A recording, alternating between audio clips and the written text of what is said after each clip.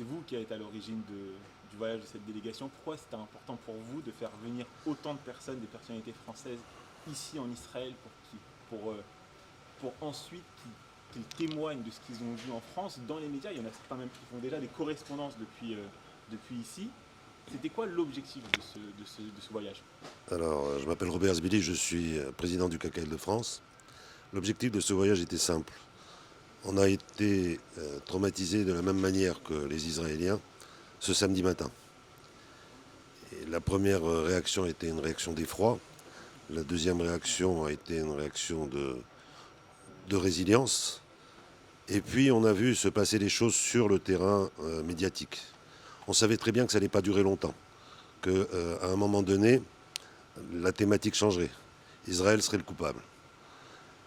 Et à ce moment-là, on a décidé au KKL, qui est la dernière organisation sioniste d'importance, qui a les moyens de le faire, d'emmener un certain nombre de journalistes pour être sur place, pour voir les choses sur le terrain. C'est pas la même chose que de les voir à la télévision. Moi, j'ai regardé I24 de manière régulière, comme tous les juifs de France, pour avoir des informations.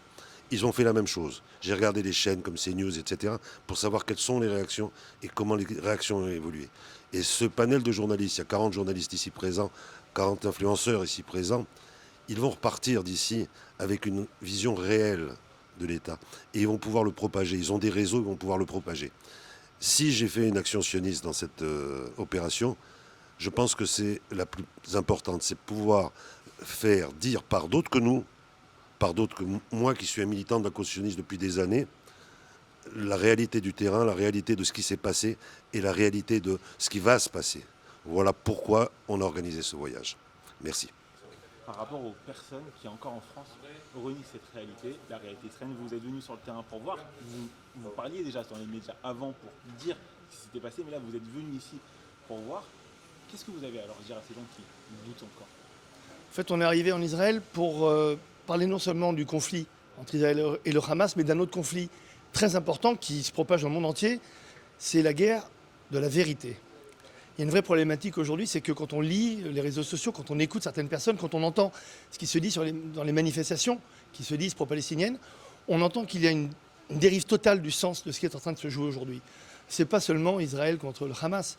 Aujourd'hui, c'est vraiment l'Occident contre l'islamisme. C'est la protection de nos valeurs face à ce projet mortifère qu'est l'islamisme radical. Et on a l'impression, malheureusement, qu'à l'étranger, on a une autre réalité. Et je parle de l'étranger, je parle aussi de la France, qui est de mon pays où on entend tous les jours des horreurs proférées contre les juifs. Il y a encore des gens qui pensent qu'on peut être antisioniste sans être antisémite. Mais alors je leur dis, comment se fait-il qu'aujourd'hui, l'antisémitisme se propage partout dans le monde suite à ce conflit? Donc on voit qu'il y a énormément de corrections à faire. Voilà pourquoi on est ici, pour être le plus objectif possible. Et j'en parle à I24 qui arrive à rester objectif au cœur du conflit. Parce que sans l'objectivité, sans la vérité, la guerre va se propager dans le monde entier et on va passer à côté de la vraie nature finalement de ce conflit. C'est vraiment aujourd'hui une guerre de religion, une guerre culturelle qui se propage un peu partout. Ce n'est pas uniquement un conflit entre un État et une entité terroriste. C'est bien plus grave que cela. Alors est-ce que vous pouvez nous raconter ce que vous avez vu jusqu'à présent et dans quel cadre vous êtes venu ici en Israël?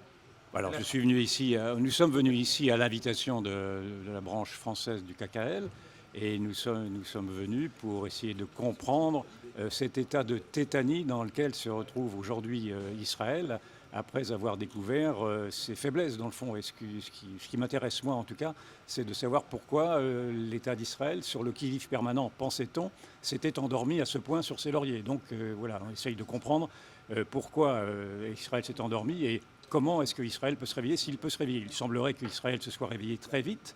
Et si on fait un parallèle avec la situation française, qui peut se faire parce que nous avons les mêmes protagonismes dans le fond en France, la France a également les mêmes faiblesses concernant son somnambulisme. Et je ne suis pas sûr que si elle avait à être confrontée à une épreuve pareille, elle saurait faire front.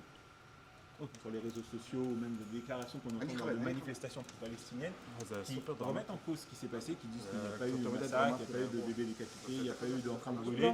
Qu'est-ce que vous avez à leur répondre, vous qui avez vu de vos yeux ce qui s'est passé dans le sud? Ok. Ok. Moi. Ok. Allez. Maklik. Allez.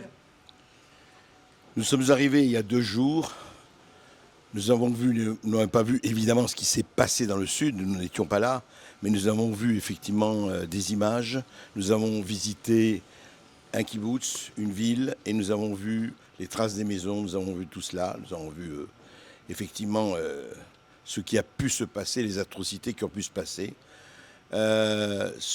L'impression qu'on a, vous savez, c'est pas en 48 heures qu'on vous donne des résultats définitifs, mais il y a quand même une prise de conscience très forte dans ce pays et qu'on a l'impression que ce serait une espèce de...